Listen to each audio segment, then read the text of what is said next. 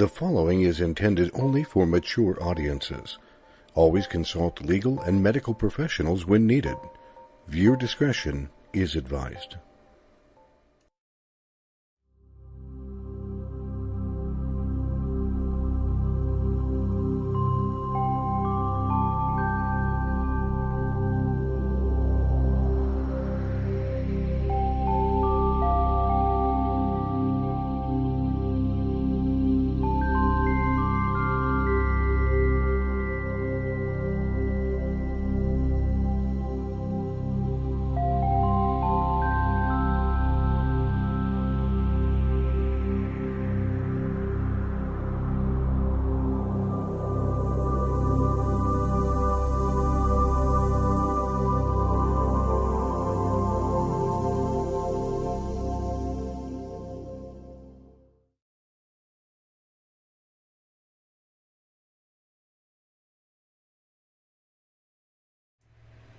Good evening and welcome back to another edition of Terra Turas. This evening we're changing things up just even slightly as we go along, changing the look and the feel of what we're doing.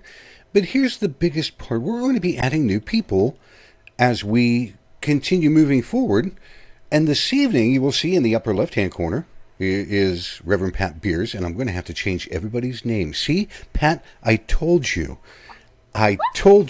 I'm innocent. I'm innocent. In the bottom of the screen, and I will change this very quickly, is one of our new people. This is Malcolm Spears. Say hi, Malcolm.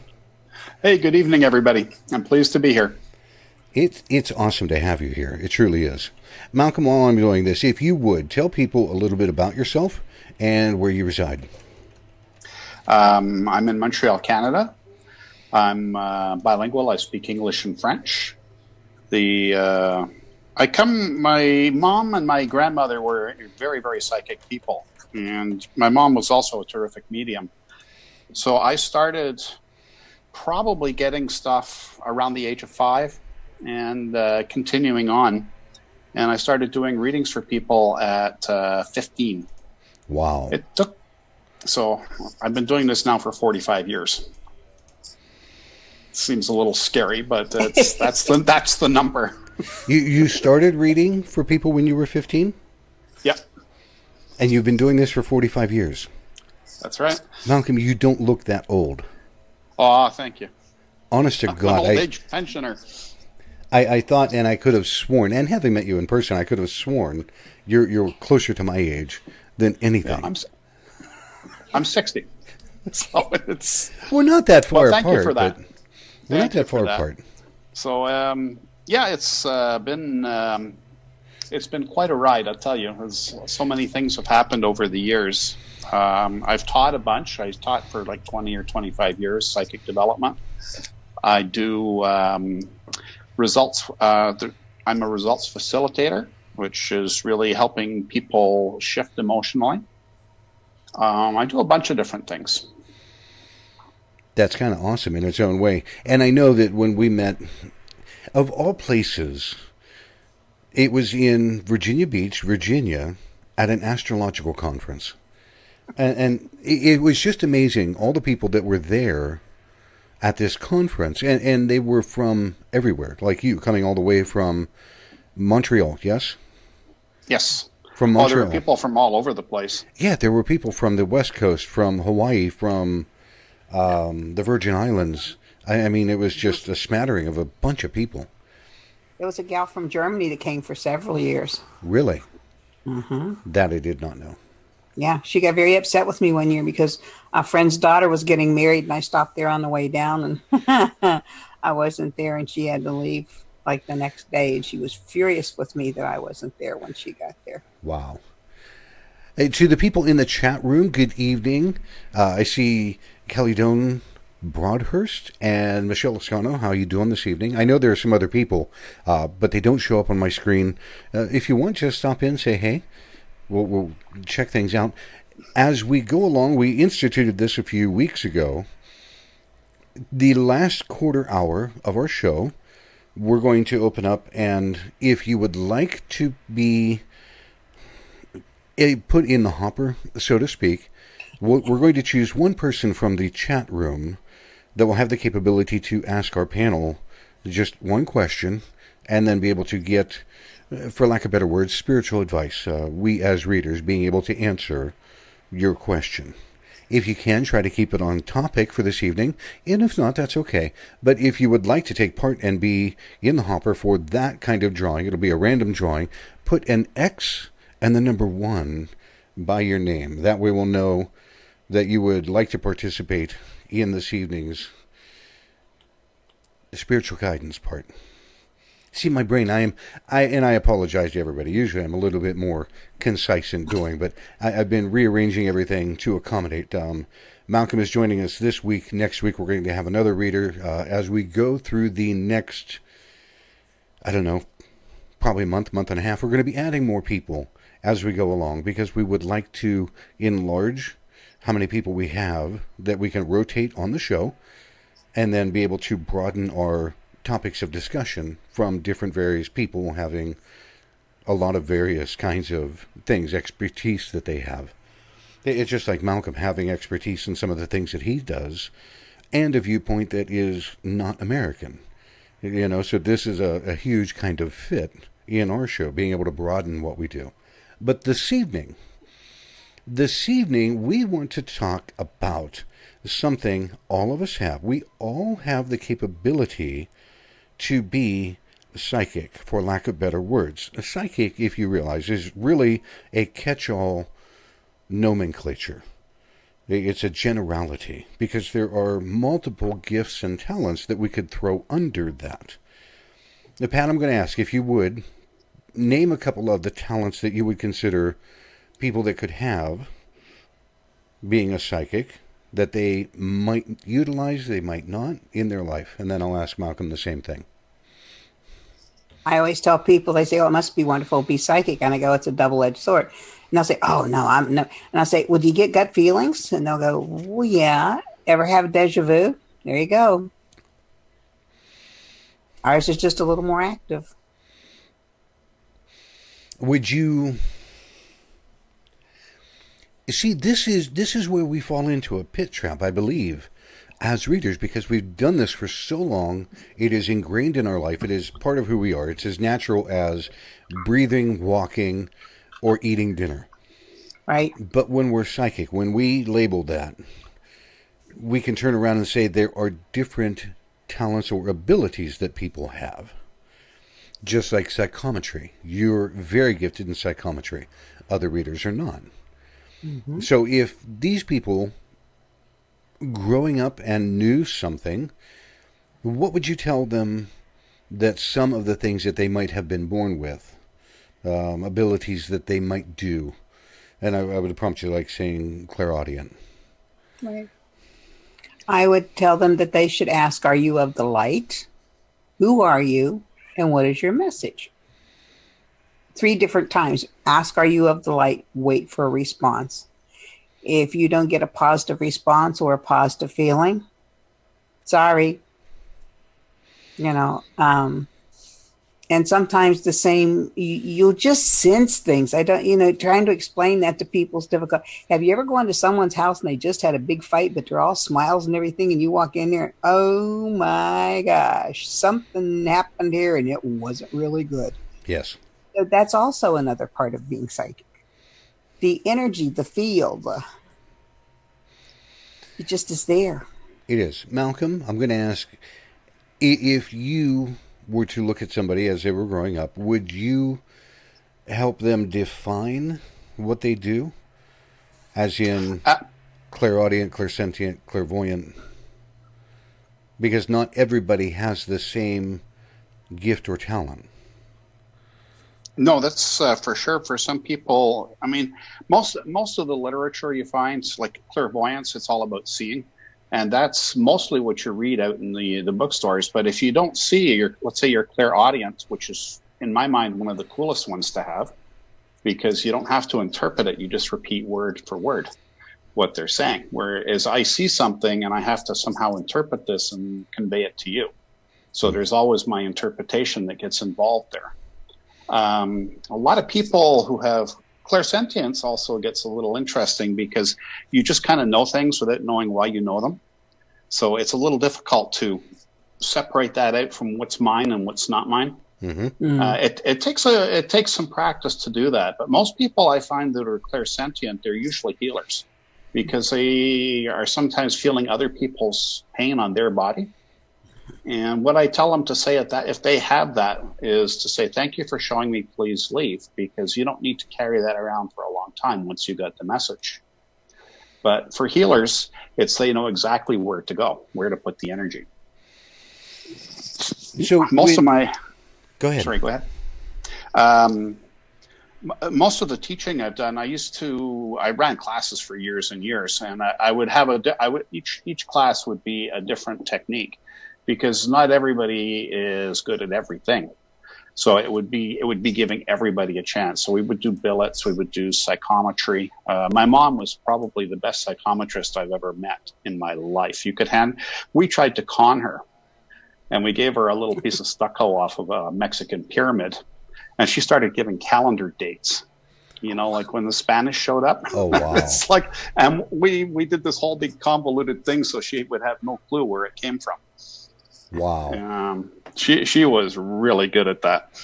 But everybody's got their, over the years, we've all been in the business a long time, so we all try everything, right?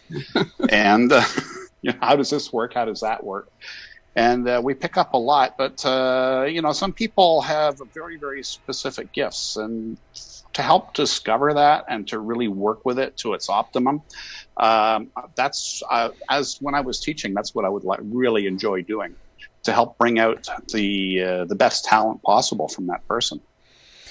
Did you ever find that these gifts and talents started at a particular age range?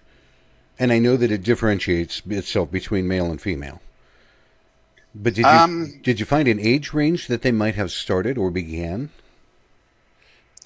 Well, it depends. Like some kids are just so incredibly psychic right from the get-go. Like they're basically as soon as they're 5 or 6, you can start telling, hey, there's something really going on here. A lot of people, it gets shut down a lot by the school system. Like, be rational, stop daydreaming, pay attention. These kind of things tends to shut this side of ourselves off.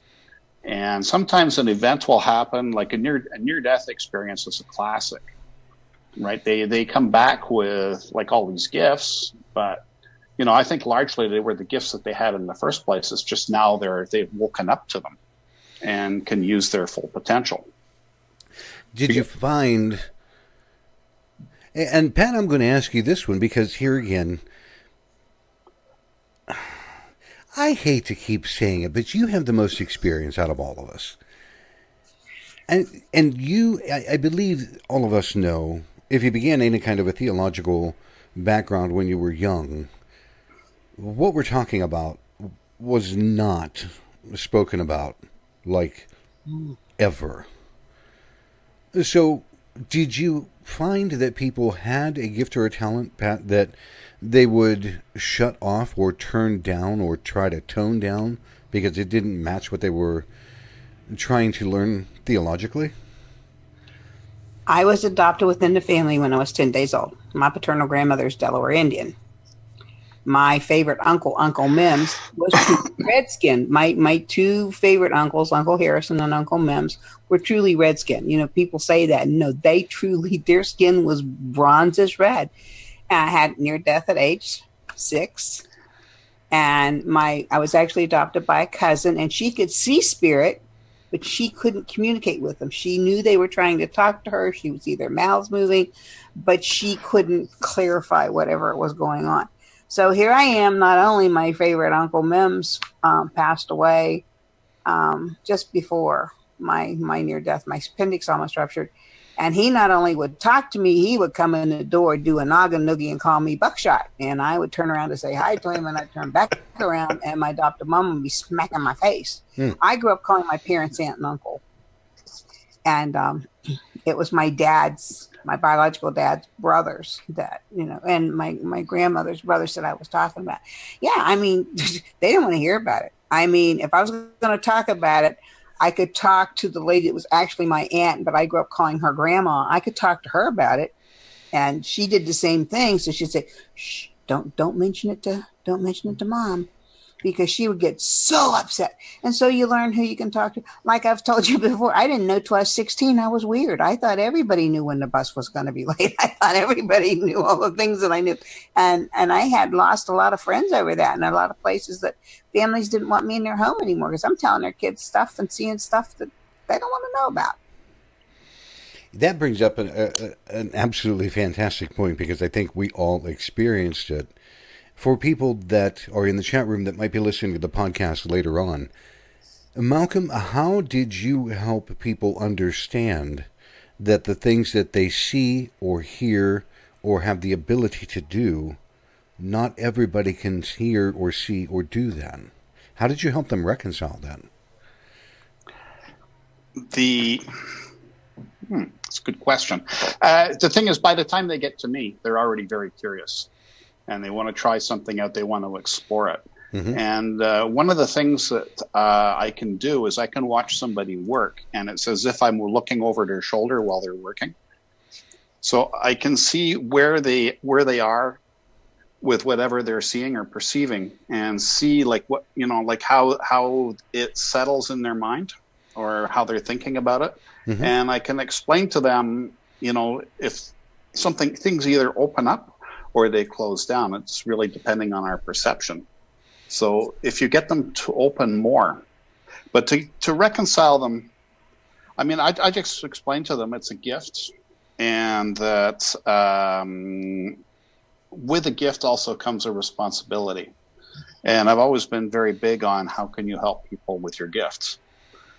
So I really, this is how I present it to them. And that's really the take I have on it is, how can you help with what you've got? And I believe that's, we all come to that same kind of a point, is I have an ability that was given to me. We consider them gifts and talents. I am certain that there are people that would consider them a curse or otherwise, because those are the people, and we brought this up in a previous show, those are the people that may not have ever learned how to reconcile what they see, hear, or doing, and those are the people that at times wind up in an asylum or a mental institution, and they when they find out what they can do, to them it's been nothing but trouble their entire life. Mm-hmm. So they're the opposite end of the spectrum. Pat, let's say that somebody, you ran across somebody that was young, or even mid-age, that is really exploring what they're doing, and they can communicate with spirits that are passed on. Not necessarily see them, but to have this conversation happening back and forth. Mm-hmm. How would you help them along in that aspect? Brings a very dear friend of mine named Terry to mind. She would often see and hear her grandmother, not literally, but in her mind's eye, and it would freak her out. And she'd say, I this shouldn't be happening. I don't know. She's deceased. Da, da, da, da. And I said, well, how do you know it's not her? And she went, what do you mean? And I said, she loved you. You loved her. Maybe she's trying to communicate with you and tell you that she's okay and that this is norm. This is norm. She's now discovered what she can do. And she'd go, oh. So I had to keep talking to her. And then she'd start to cry. And every time she would start to cry, I knew that I had not hit a nerve, but I had helped her to understand something that was transpiring right then. And of course, she would mention it to her family. And no. Well, in later years, before her mother passed, her mother admitted she also heard her mother, Terry's grandma, talking with her and sensed her being around. And I said, it's not something I can teach you. It's something that's going to come from inside you. It's going to feel right or it's not going to feel right. If it doesn't feel right, bless them on their way. Ask them to return to where they came from. And I would agree. Malcolm, when you were working with people an awful lot, what were the most common talents that you would run across that people would have? Like the top 3 or the top 5?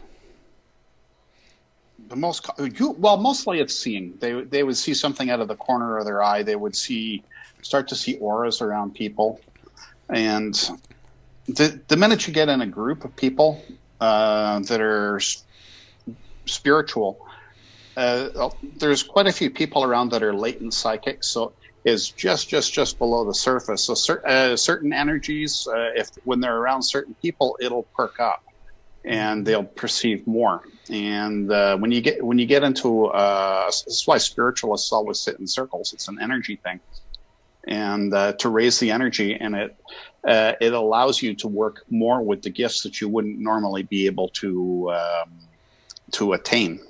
But it's rare I run into people that are afraid. It's 30 years ago, a lot of people got really spooked, but there's so much of this stuff now on TV and movies that people rather than being afraid, if they ask me what I do and I tell them that what do you see for me is more common response these days. Mm-hmm. But a ways back is like, get away from me. I don't want to, there's a lot of the fear is gone from it, I find. And it's people get afraid of things that they don't understand. Did either of you, let's say in the last decade, run across somebody that you began helping? I don't want to say mentoring, because mentoring to me is a very long road. It's something that takes years. It's not something that just a few months and you're done. The person continues on. But in the last decade, have either of you run into somebody that you've been kind of teaching on the side to help them evolve and get past wherever they are stuck currently? And if you did, what were they doing? What were they seeing? Were they hearing, seeing, understanding, precognition? And how did you help them? Pat, I'll start with you. Well, my friend Kathy. Mm-hmm. She's a natural medium. And it's always been there, but I'm not seeing it. I'm not hearing that. I don't know that. So the natural reaction, this is fine for I'm sorry, but for women, when you're pregnant, it's like, oh my God, I got a live person growing inside me. And all your friends have been pregnant and had kids, no problem. It's like, oh Lord, what are you doing? You're trusting me with this child, and it's kind of like that. And so it was just letting her get comfortable with it. And she wanted to see, when I first met her, I was reading for her and we were not at her home. I was doing a fundraiser and I asked her about George, and George was a mannequin in her dining room with a conductor's uniform on that her husband had bought when he was down in Florida, because he was the head conductor of the Cuyahoga Valley Railway. And I just helped her to be comfortable with it. I took her to Chesterfield with me, and the woman didn't sleep for 3 days because there was just so much activity. Kind of helped her to say, you got to set limits. You got to say, I'm sleeping now or whatever, or, and it's just, and same way with children. So many times I'm one of the few that I know of that will read for children under 10, 12 years old. But many times they're seeing things, they're hearing things, they're telling their parents things, and the parents are not comfortable. I go, this is perfectly normal. Until they get to 6, 7 years old and get into school, this is happening. And as they get older and as school kind of intrudes, it may go away, it may not,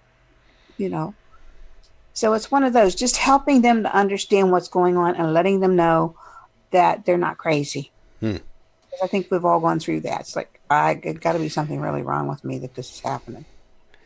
I think we've all hit that point to think, am I going around the bend? And then when they're very young, I found that they begin to say, because they listen to parents, teachers, whatever, oh, that's your imaginary friend. Mm-hmm. No, my brain, and when I finally got to a point where I understood the difference between thinking up an answer for the imaginary friend versus having this direct conversation, my brain went, whoa, time out. And I was young, thank God, because I realized this is not imaginary, this is real. Those adults either don't want to listen or they don't understand or whatever. So I stopped talking about it. I think most of us probably did. Malcolm, in the last decade, same kind of question. Um, yeah, I do have a friend who gets a lot of material, but he doesn't quite know what to do with it. So when he calls, I just try and help him put it in perspective.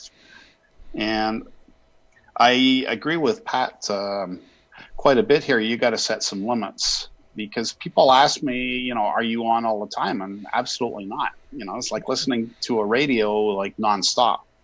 So, I explained to him more about how to control it, and I call it office hours. I said, if you really, it's not ever going to go completely away, so you might as well make peace with it. And, like if you set aside like a half an hour every week for people to come and give you messages, that'll satisfy things, and it will stop intruding on your life so much. And he was very happy about that. But I dissuaded him from shutting it off completely because I had a friend I took classes with when I was 15, and he only ever had one psychic event happen to him in his entire life, and it saved his life. So it can be a very handy thing to have. I have found, and like you, I try to tell people in a little bit. I like the way that you phrase it. You give your spiritual side office hours and say, all right, guys, we're going to set this amount of time together on these days or whenever. Yeah. And then after that, calm down because I've got other things to do. And I told people, you're going to have this. If you don't acknowledge it, it's going to become louder because it's just like if you're standing in the middle of Moscow, Russia, and you say something in English and somebody else heard you and they are English speaking, they're going to come running at you going, oh my God, there's somebody that speaks English. Come here. I want to talk to you. And if you stand there pretending like you don't understand them or you didn't hear them, they're going to get worse and louder and more verbose. And then pretty soon they're going to get upset.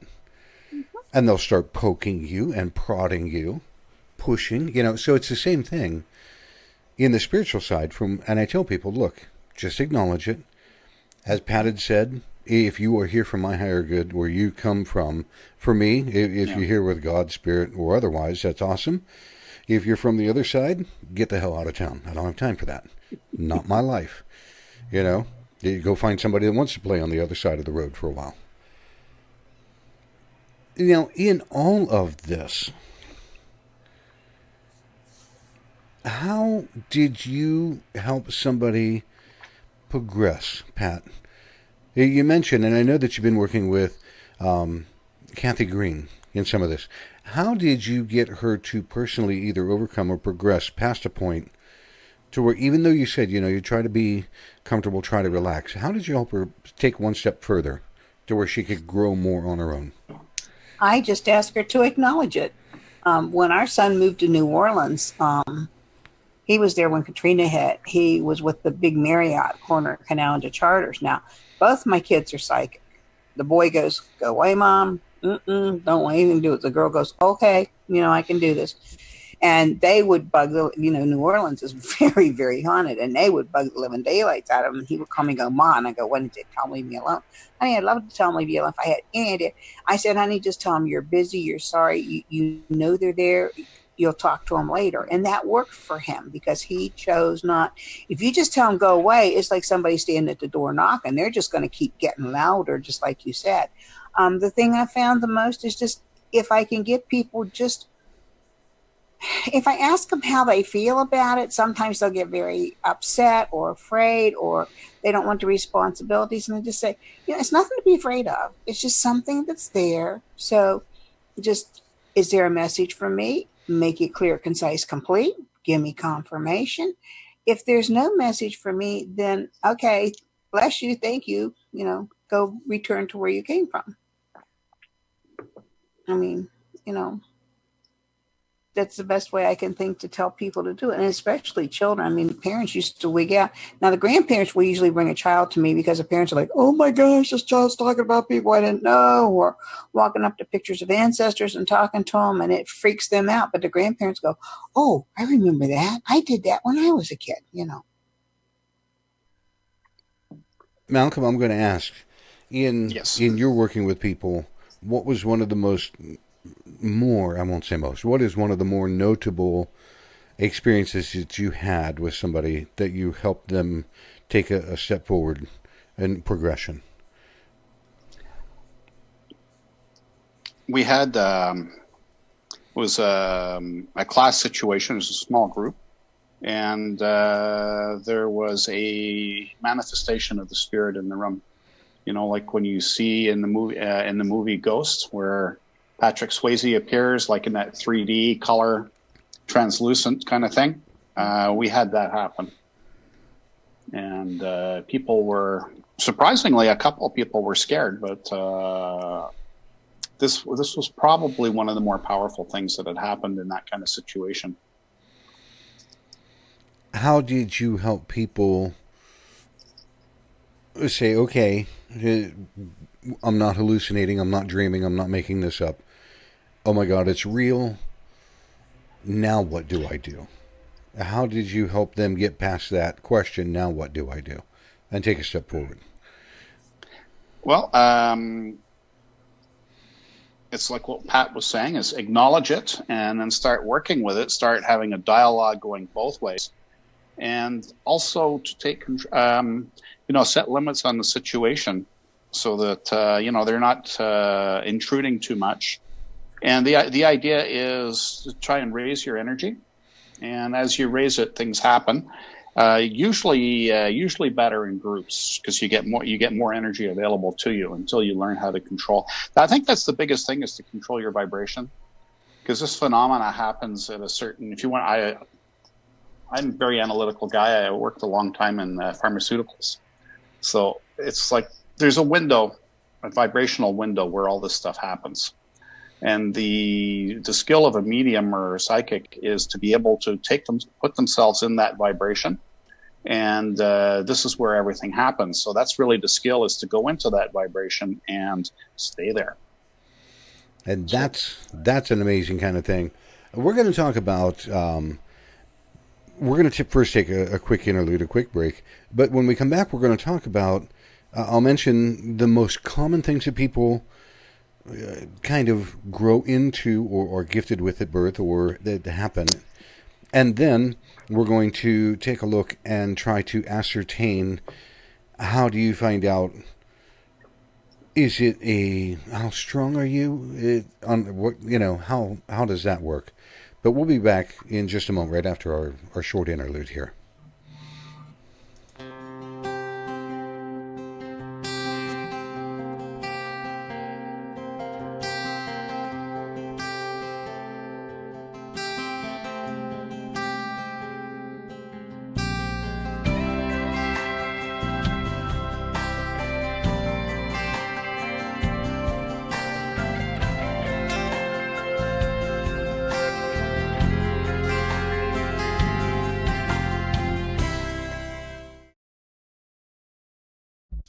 Divine Awakening's New Age Emporium and Healing Arts Shop. It's the largest locally owned and operated metaphysical retailer in the Sandusky, Ohio Tri-County area. Serving the Firelands region since April of 2014, they're pleased to offer a space that is welcoming, relaxing, and open to everyone.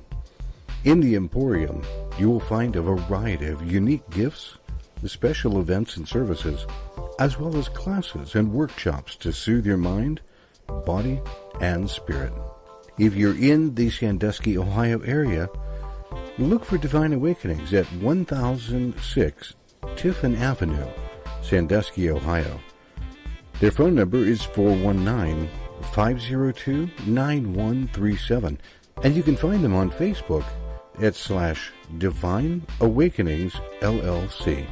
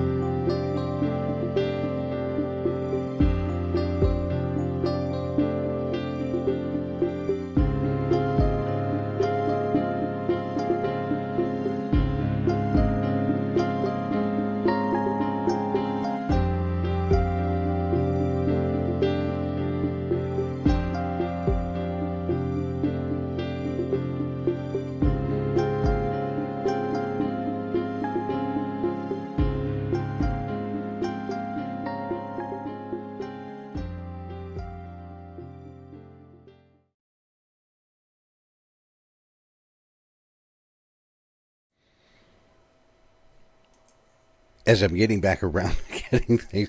I have this nice little push button box that allows me to change scenes very easily. And tonight I'm not using it, and I'm muting and unmuting and muting. Folks, we're coming back after taking just a short break. This evening's topic, we're talking about gifts and talents that everybody is born with. And it is something that we all have abilities to do, and they typically manifest when we are younger, and they grow with us, and we find that we either work with them, and it's like any other muscle. They become stronger or more capable the more that we use them, or we tend to shut them off out of fear or something like that.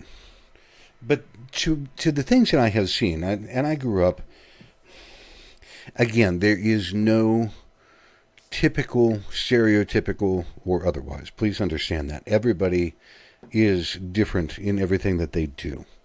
Some people will grow up and they will be able to see the spiritual beings, people that have passed on, spiritual beings, angelic, if you will, sometimes the not so nice side. Sometimes people can hear those kinds of things, the spiritual beings, but they can't see them. So they walk around wondering, why am I hearing voices? And they would think that they were going to go up the wall or crazy. Or commonly when you were a kid, did you hear that? And everybody else is like, hear what? And they don't get it, you know? Another one being, as Malcolm had said, that you just have a knowing that something is correct and you have to interpret it. Other times you get pictures or images of things and you have to talk with the person or work with the person and say, here's what I'm seeing. I don't understand what all this means, but I'm being shown like a yellow convertible or, big oak tree with, and this one was one that I had when I was younger. I told a lady, I said, look, there's just this big yellow ribbon on the front of this tree in front of your home. And she started to cry, and I said, why are you crying? I don't understand, and I apologized. She goes, my grandmother used to tie a yellow ribbon around the old oak tree. And to them, what you are saying has so much meaning, we may not understand what it is all the time. But these are things that are common. Now, Malcolm, I'm going to ask you an odd question. Uh-oh. Do you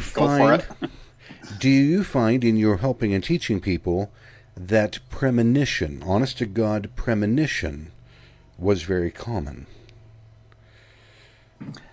I think it was large. No, not really. I find it does happen occasionally, but most people dismiss stuff that they get.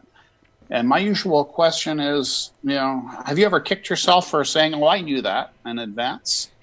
But for premonition, you mean for like big events like plane crashes or earthquakes and things like that, or generically? More things that you would see and then they come about, that they happen. Honest to God premonition. Okay. Yeah, people who are very gifted people will have that, but not knowing what to do with it, it tends to get wasted. And they'll dismiss it, oh, it's just some idea that I had, until it actually comes around. And I've seen people be quite upset about that they knew it was going to happen, and here it is, and then they start feeling guilty. Well, was I in any way involved with that? But most of the time I find it gets dismissed until people are really tuned in and understand what they're looking at. But yeah, it happens, to be sure. It is one thing, and you're right. When it happens to people, they really don't know what to do with it. When I was very young, my mom and dad were divorced. We went to spend the weekend. Dad had, remarried, and I have another brother and sister. And my sister might have been 3, 4 years old. And Dad had bought a brand new swing set, Montgomery Ward. It was his favorite place to shop. He always went to Montgomery Ward. And he bought this brand new swing set with the swings and the slide. And the night before, I had a dream, and I knew this. And when it happened to me, it started to scare the hell out of me. Because if I had that kind of dream, because it was like stepping into a movie, and then the next day, that movie started to play and become true. And on that particular day, my sister climbed up the slide, brand new slide, there was a jagged piece of metal sticking out, and it was going to slice her from her calf all the way up through her thigh. And I saw this happening the very next day, and I ran out, grabbed hold of her before she hit it, and she just had a cow. Here's her brother. She won't let her go down the slide. I mean, she's kicking her feet. I'm not that big, and I'm trying to hold her. Dad comes out. What's all the ruckus? And Dad, there's a sharp piece of metal. He goes, this is brand new. There's nothing wrong with that slide. Dad, just come and look. And Dad's kind of like, rah. Dad, come and look, please.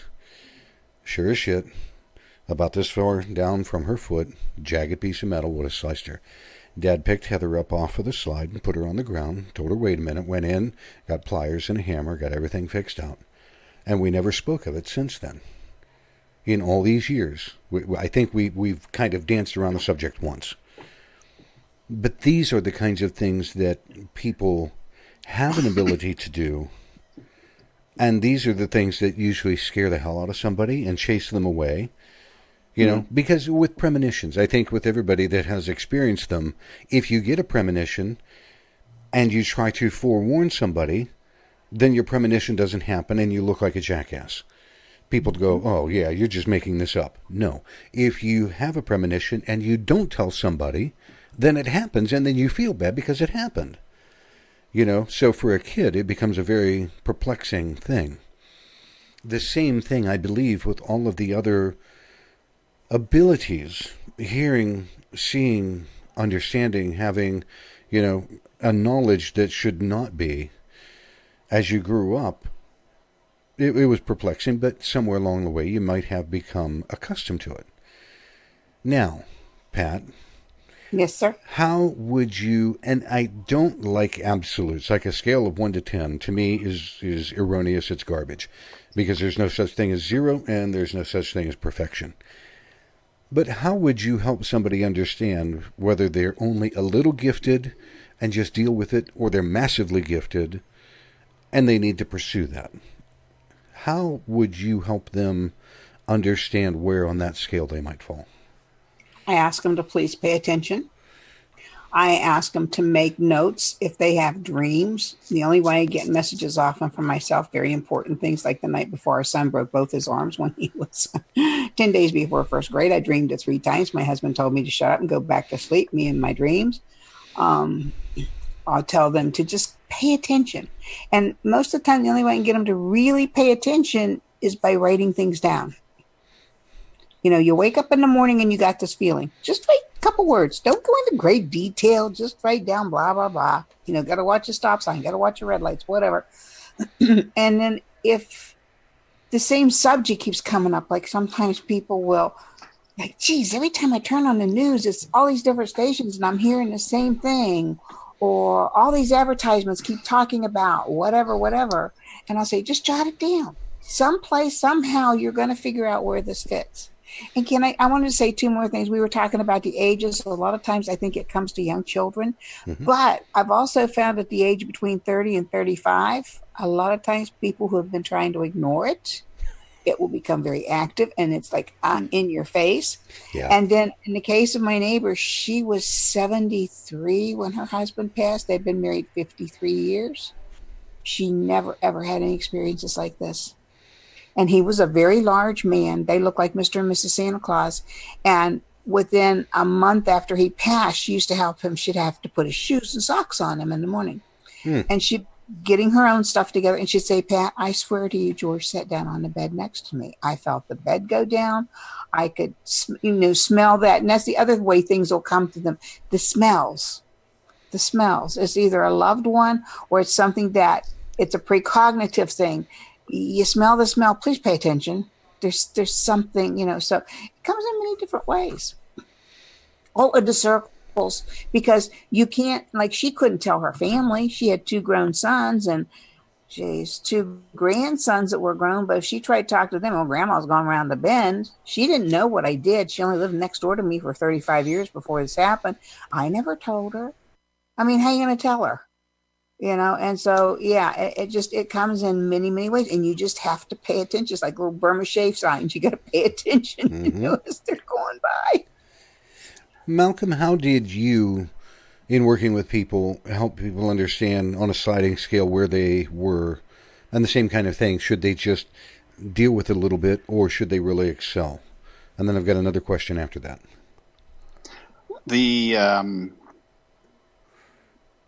just basically, I just tell them it's like anything else. If you want to learn to play guitar, you got to practice, and this is the same. I mean, it is a gift, it's a talent, but I mean, you still have to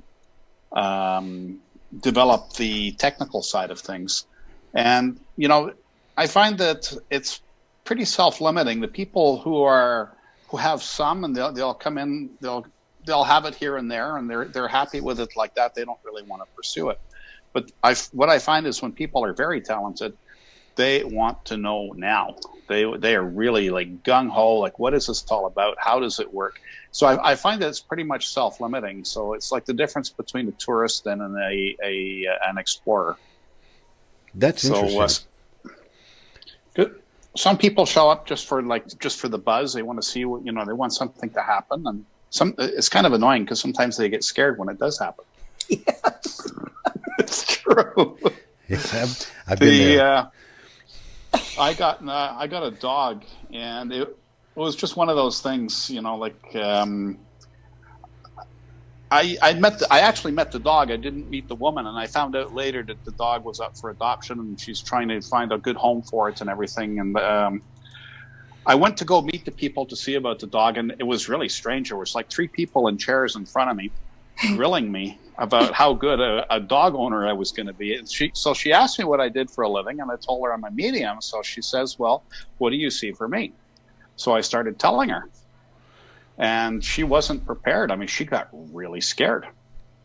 She was just thinking, "Oh yeah, this is just like whatever," And she got really scared, and she shut me up as quick as she could. You never know. I got called. I had a call one time. These people were really very scared. They were having poltergeist activity in the house, and apparently the cutlery was flying across the kitchen. And the more they talked, the more excited I got. I was like, "Yeah, I want to see this." It wasn't endearing me to them. Let's put it that way. I think there's a lot of readers that people like you and I and Pat, they say, yeah, this activity, real kinds of activity, is happening, and we're putting our coat on, going, "I'm out the door. Where are you located?" To where most people are going, "Oh hell no, we're not going there." Here's my second question. Yes. Did you ever find, I want to say polarity, but let's talk about percentages. Most people that you would coach, work with, or develop, most of them were gifted when they were younger and grew to accept, and that constitutes the bulk, I'm sure, of the people that you would work with. But how many people did you find that are like Pat, that after a very sudden, something like a near-death experience, and now this light bulb is on, and they don't know what the hell to do with it? Whoa. Okay. Well, you guys both know Lynn?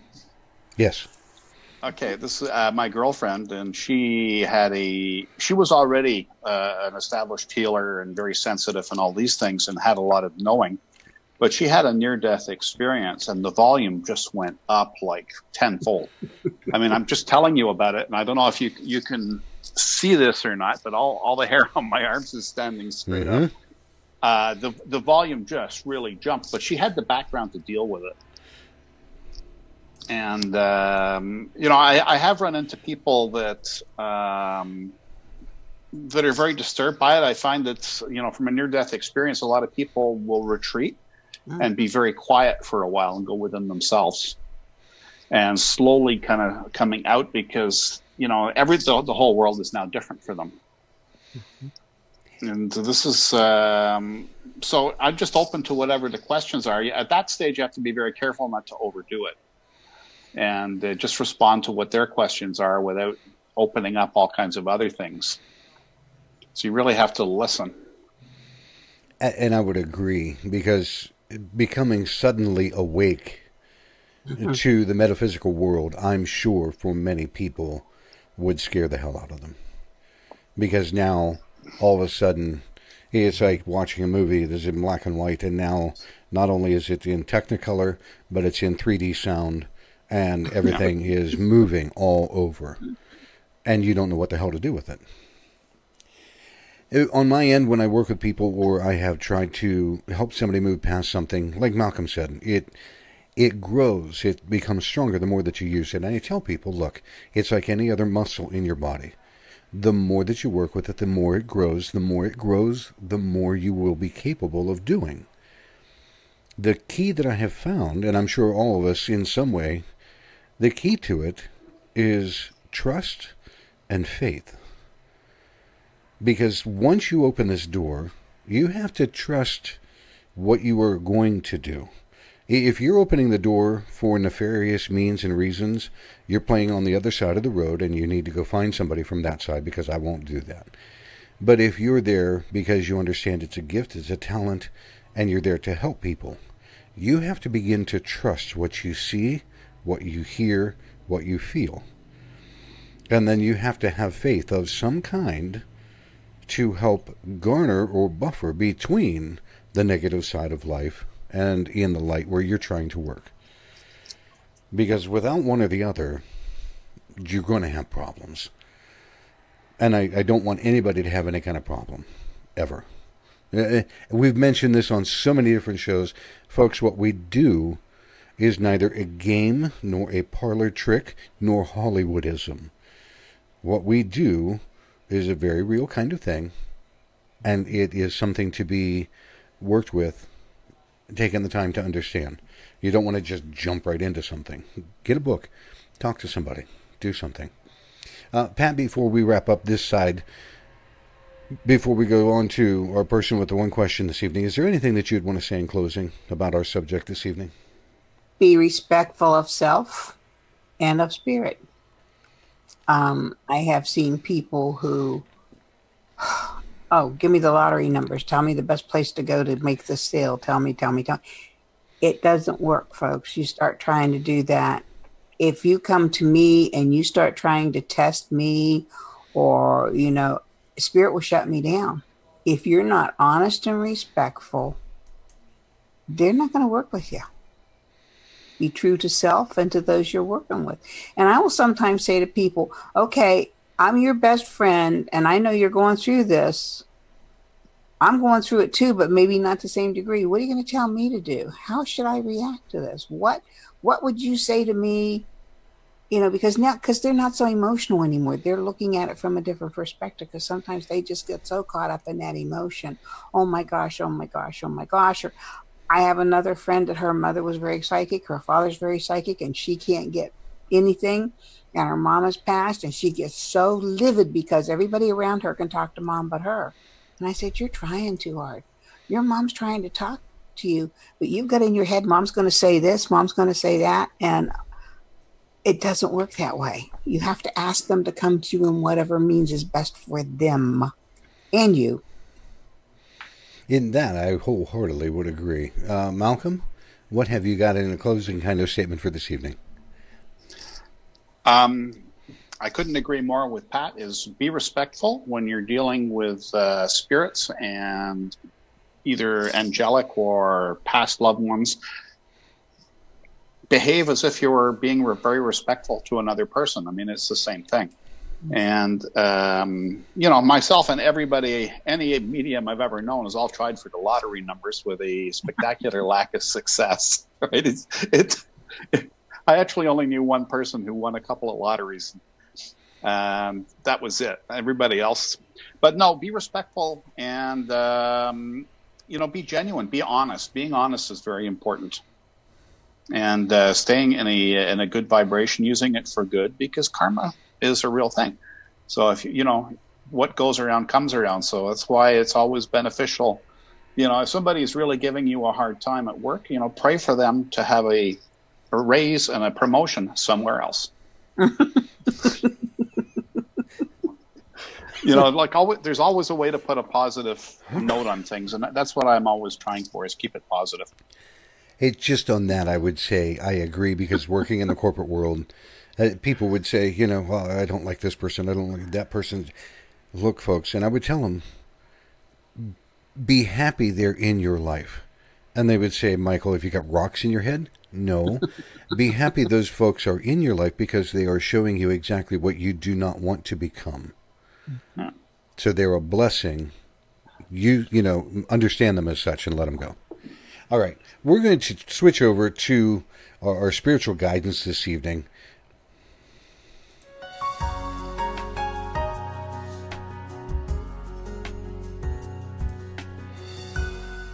See, and right then and there, it doesn't even have what I need it to have. So it's like, really, folks. Spirit does like to play with Michael. They love electronics. I'm telling you what, it's just one of those things.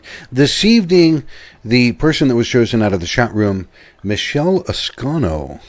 And I know that we've got about a 20-second, maybe 30-second lag in between what I'm saying and people responding out of the chat room. But Michelle, if you are still with us this evening, go ahead and type your question in the chat room, and then we'll get three different perspectives and try to get you some help with your question this evening.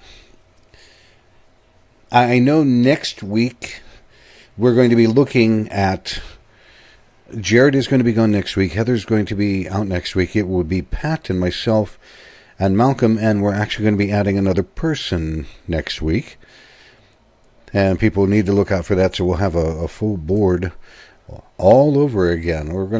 And again, folks, we're adding other readers, other people, because we want to diversify what we are speaking about, the discussions that we have, the topics of conversation, and try to get very, not an eclectic, but a very wide a range of people's insights, experience, and things like that.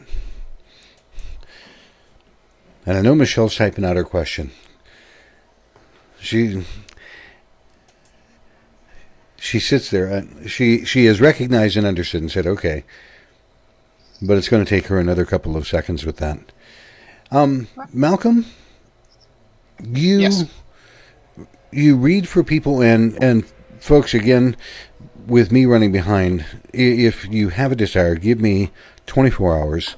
But if you go to terraturas.com, Malcolm will have his own bio that is on there.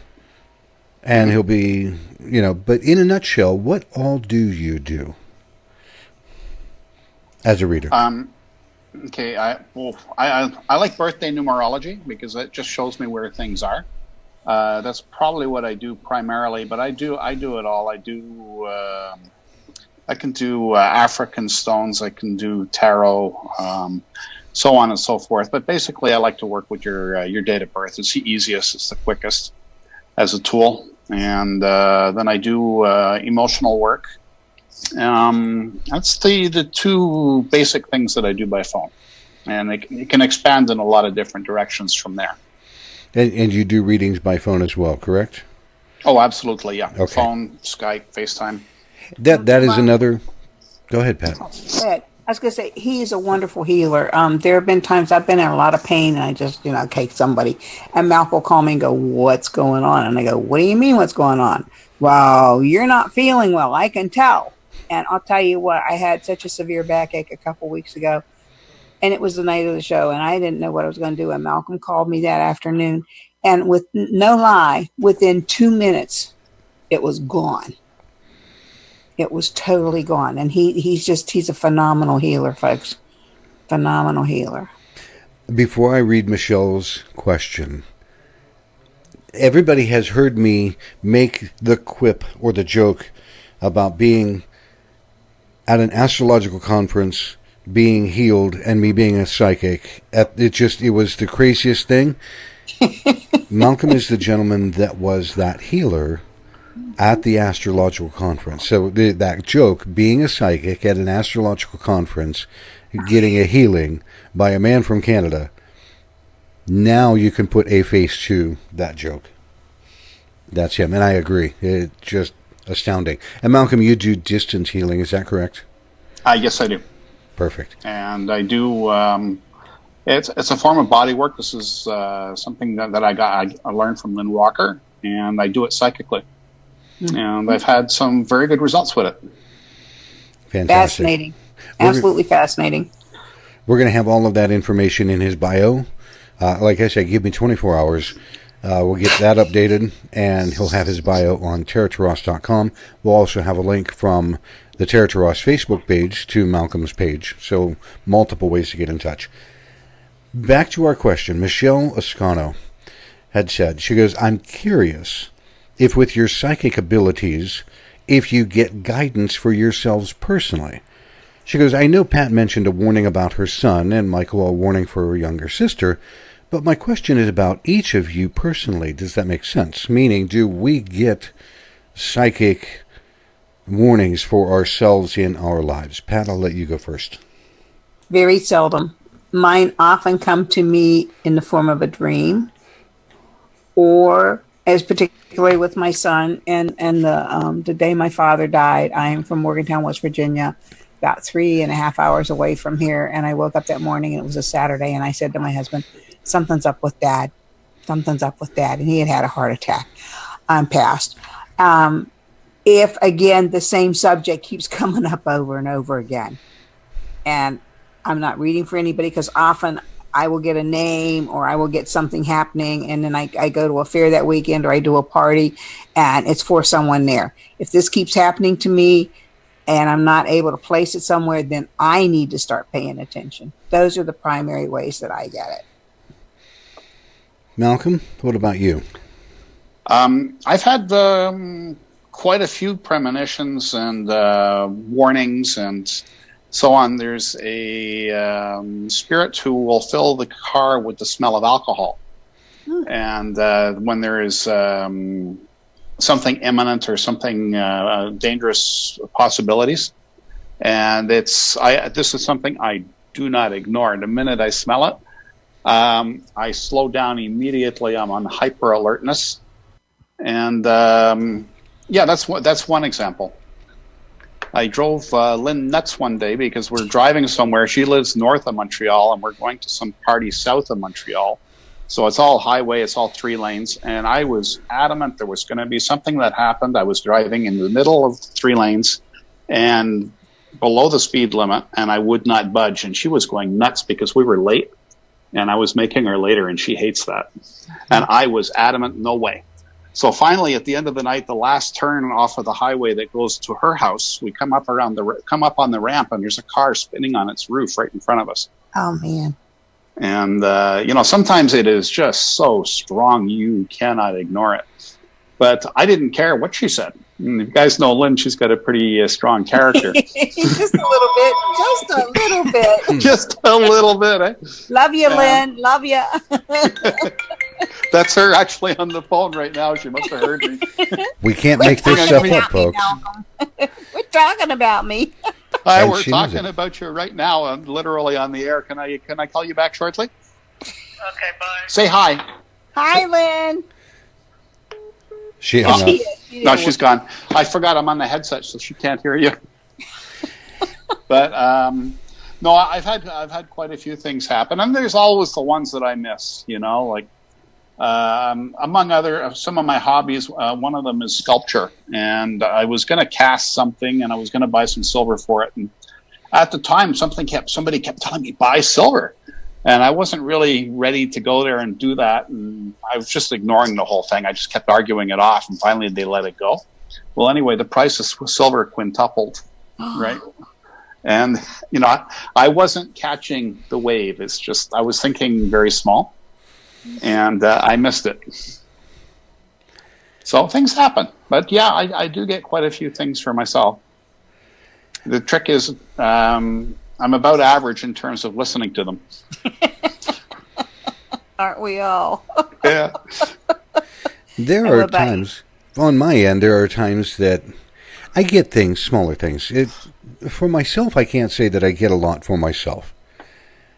If I have questions, I will ask, can you show me, can you give me a piece of information, can you point me in the right direction, where can I learn, what do I need? And every time that I ask, I will get an answer, and I think all of us do. When we ask in honesty, we do receive a reply.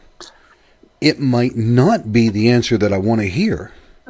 Yeah. And I don't deal well with that sometimes because I'm very bullheaded. But I listen. But there are times that I'll be shown things that I'm either so far around the bend or so upset that I'm either too thick-skulled to listen or I'm not supposed to understand what I'm being shown at that moment. For most other times, and this happens about once every 3 or 4 years, there's something that happens in my life and I've got a serious question. You know what I do? I call that lady by the name of Reverend Pat Beers. Pat, I got a problem. Mm-hmm. And that's it. So do we get things for ourselves? Sure. You know, we have a refined internal guidance sense. I should be doing this. This feels right, and we do it. Or that doesn't feel right, and we don't do it. Or we want information about something, and we'll get a little bit of information. But understand, we're not the kind of people that are peeping Toms to go, oh, I wonder what that guy's doing in his life. Oh, he's just a closet kind of... No, that's called a peeping Tom, and I refuse to do that shit. And I think most of us are the same way. If somebody asks questions in earnest, then yes, we'll get the information to pass to them. You know, but we... Go ahead. I'm sorry, Michael. Go ahead. It's just one of those things. We have to walk the talk. If we're sitting here and we are professing, which we are, to be honest, real readers, and we're telling people to do these kinds of things, if we don't follow that pathway ourselves, A, we get in trouble, our health goes to hell, we get off our own path, and we become much less of a capable reader. So if we are not being honest and true and walking the talk, we have problems. Go ahead, Pat. Well, we're also human. So if you're wanting to do something and they keep putting roadblocks in your way, two things: delays work in our favor often, or secondly, you're going the wrong direction. Pay attention, back up, take a breather. And when I was in my early 30s and I had my second near death at age 31, I had played bridge with two of the same women. There were 8 of us originally for, would you believe, over 50 years. Oh my God. And then I learned to set boundaries. I would go. We were all Goodyear squad wives. Our husbands all work at Goodyear, and they put them on the squad, and they made them travel around to different departments. And I would know whose husband was messing around, which wife was messing around, what kids were in trouble. And I would go crazy because I couldn't tell them. And I go, you know what, guys, no. There's some things I don't need to know. I don't want to know. And it was just because I guess I would get this look on my face, and I just remember something really embarrassing, or Roger and I were talking about something, and I just had my comeback come to me, or something, you know. And little white lie, God, little white lie, but I can't tell them what I'm really picking up because it's just going to open a can of worms I don't want to deal with. Now, ironically, this segues directly into a conversation that Malcolm and I had on the phone yesterday. Uh-oh. It's funny. Look at it. You have to listen. Malcolm plays cards. The game, I think you said, Malcolm, was 500, yes? 500 or similar games to that, yeah. Now, everybody at the table are nearly as gifted as you are, correct? All in our own ways, yeah. Tell people... Playing cards with 4 psychics. Tell people what you guys actually do. Well, you try and send the wrong information about what you got or don't got, right? Try not to look at your cards too much, because if you focus on them too much, somebody will pick it up. Try and get somebody to lead you the right suit that you want. Oh, it's a real hoot, but everybody was on an equal footing, so we just ended up having a blast with that. See, now I found that first Malcolm and I were talking about something different, and he told me about that. To me, that would be hilarious, because you have 4 people that are very near in talent and capability, and everybody knows that this is something that is for joviality, for fun, not to take it seriously, but it allows Malcolm and his friends to actually exercise what they do and have enjoyment from it. So it's not having to talk with someone and see doom and gloom or career, or they sit down and they actually have fun. That I found hilarious. So I'm really glad you told me about that, Malcolm. Yeah, it was. We had a lot of fun like that. Yeah, my grandmother on my mother's side, her card night was Saturday night, and during these games, if it happened to be on a Saturday night that we were playing, she would come and help me. But on no other night of the year, of the week, that she would show up. Only Saturdays, that was her card night. Wow. And the minute I stopped listening to her, she was gone like that. So yeah, we had a lot of fun. That's great. Well, Michelle, I hope that that helps answer some of the questions that you have, or something that is on your mind that might be able to help you out. And I know in previous little bits of conversation with Michelle, it's, again, taking the time to look for some of the road signs in your life. If you are having a problem and you're asking for guidance, you're going to get it. It usually comes in threes. The first one might be okay. The second one, if you're not paying attention, is going to be stronger. If you haven't gotten the message by then, the third one's going to be like a ball bat. Okay? But they always come in three. So if you recognize the first one, it becomes easier. It flows easier. But you'll, like Pat said, you'll hear something on the radio, or like Malcolm said, you'll get these different indications. They're like road signs. They're out there. They'll come to you.